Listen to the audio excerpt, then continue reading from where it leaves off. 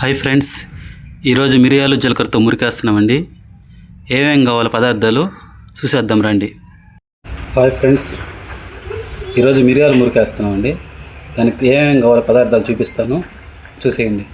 దంచిపెట్టిన మిరియాలు, జీలకర్ర, సాల్టు, లైట్గా కొంచెం సోడా వేసానండి. ఇది ఇంగువ పొడి, కొంచెం డాల్డా ఆయిల్ కలిపి వీటన్నిటిని మిక్సింగ్ చేసుకున్నాం.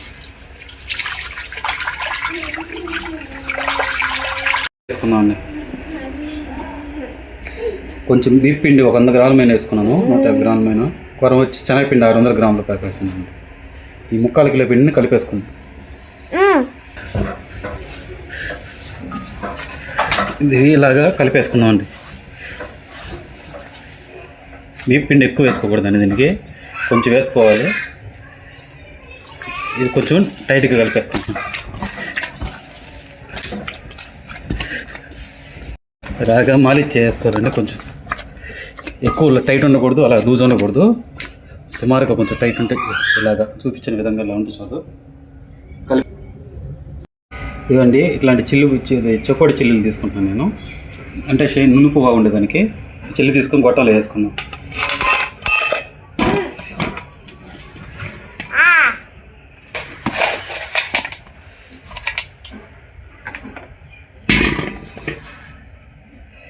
గొట్టంలో వేసుకోవాలి. ఈ వేడి ఉంటే చాలండి. ఈ వేళ్ళు తిప్పేసుకోవాలి.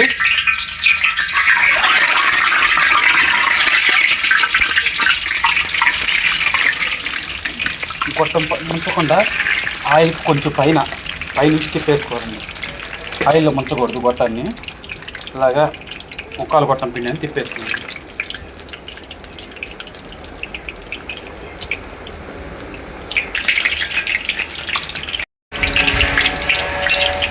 తీసుకుందాం. చేప తర్వాత నైస్గా కలిపేసుకో.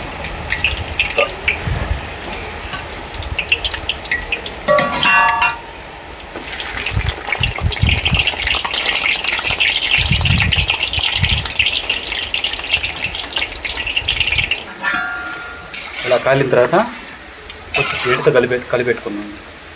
ఇలా కలిపెట్టుకుంటే విడివిడిగా వచ్చేస్తాయి. చుట్టలాగా ఉన్న మురుకుని ఇలాగా కలిపెట్టుకుంటాం.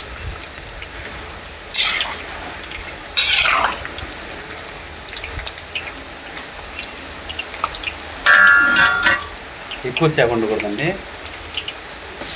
మీడియం సేగలో కాల్చుకోవాలండి.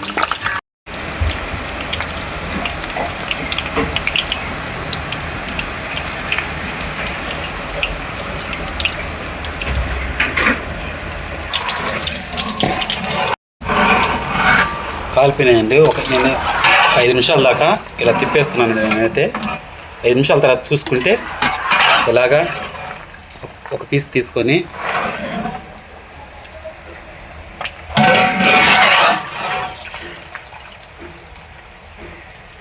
ఇలా ఇరిగిపోయిందండి.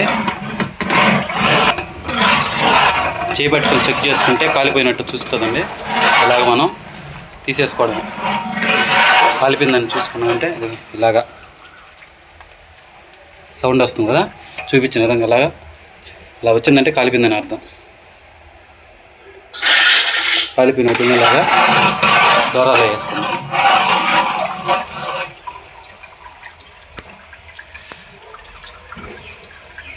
అంతేనండి, మిరియాల జీలకర్ర మురుకు అయిపోయిందండి. మీకు నచ్చినట్లయితే మా వీడియో లైక్ చేయండి, షేర్ చేయండి. సబ్స్క్రైబ్ చేసుకోకపోతే సబ్స్క్రైబ్ చేసుకోండి.